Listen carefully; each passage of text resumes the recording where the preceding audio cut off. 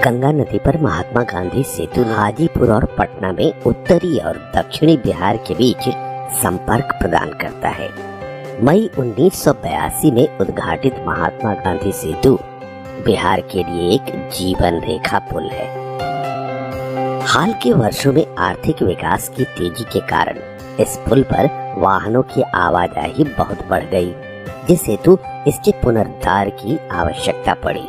कई जांच पड़ताल के बाद सड़क परिवहन और राजमार्ग मंत्रालय और बिहार सरकार ने एक महत्वपूर्ण निर्णय लिया कि संपूर्ण रूप से इसका सुपर स्ट्रक्चर बदल दिया जाए।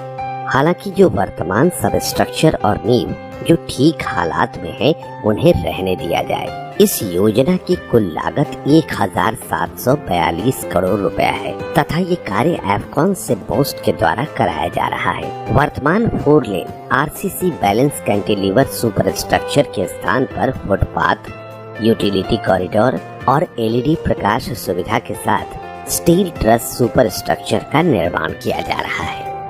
5.575 किलोमीटर तक फैला महात्मा गांधी सेतु नदी के ऊपर भारत के सबसे लंबे सेतुओं में एक है। पहले चरण में संपूर्ण अपस्ट्रीम लेन के यातायात को वर्तमान डाउन स्ट्रीम लेन में मोड़ दिया गया।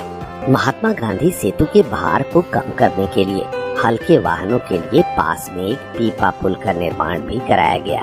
अपस्ट्रीम लेन के निर्माण के समय भारी यातायात को राज्य सरकार द्वारा बहुत सुचारू रूप से प्रबंधन किया गया। इन सारी व्यवस्थाओं को करके अपस्ट्रीम पुल को तोड़ने का काम प्रारंभ किया गया।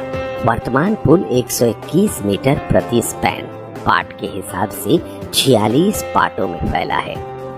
इनमें से 26 सूखी भूमि पर, 10 मौसमी बहाव क्षेत्र में और शेष 10 पानी के ऊपर है। महात्मा गांधी सेतु पवित्र गंगा नदी पर बना है, जो एक संवेदनशील क्षेत्र है, इसलिए मलबे को पवित्र नदी में फेंका नहीं जा सकता।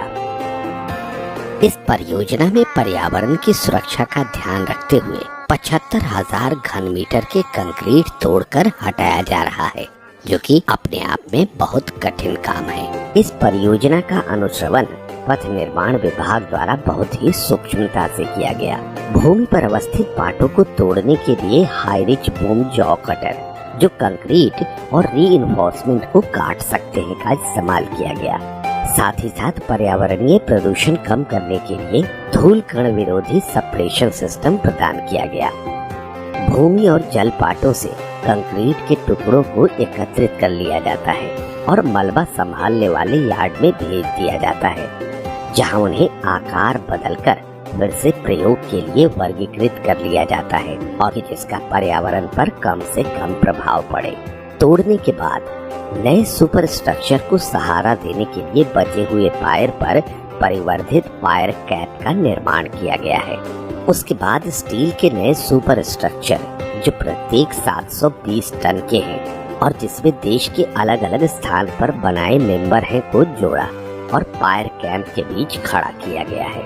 इस स्ट्रक्चर में हाई स्ट्रेंथ स्टील का इस्तेमाल किया गया है, जैसे कि भारत भर के दूसरे पुलों यथा रेलवे ब्रिज जैसे चेनाब रेलवे ब्रिज जम्मू और कश्मीर, जेपी सेतु रेल सह सड़क ब्रिज पटना बिहार, बोगीबिल रेल सह सड़क ब्रिज परियोजना असम में उपयोग हुआ है। इस स्टील को इस प्रकार बनाया गया है ताकि नए पुल की जीवन अवधि 100 साल की हो। नए सुपर स्ट्रक्चर को खड़ा करने के लिए 66,360 मीट्रिक टन का स्टील और लगभग 25 लाख नट बोल्ट का इस्तेमाल हो रहा है।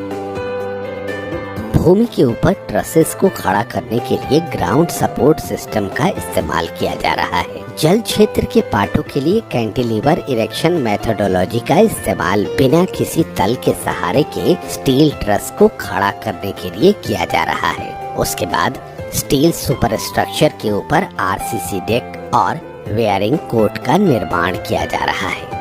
अग्रणी अभियांत्रिक मानकों का इस्तेमाल करके नया सुपर स्ट्रक्चर महात्मा गांधी सेतु के जीवन को बढ़ा देगा। इस परियोजना का पहला चरण, जो कि अपस्ट्रीम है, की शुरुआत 15 जून 2017 को हुई थी और 3 साल पूरा होने पर यातायात के खुलने के लिए पूर्ण हो चुका है। परियोजना के दूसरे चरण में डाउन स्ट्रीम पुल को 18 महीनों में पूरा किया जाना है। यह एक ऐसी परियोजना है जो बिहार की महत्वाकांक्षाओं की प्रतीक है और महात्मा गांधी सेतु का पुनरुद्धार उसे अपनी पुरानी गरिमा प्रदान करेगा।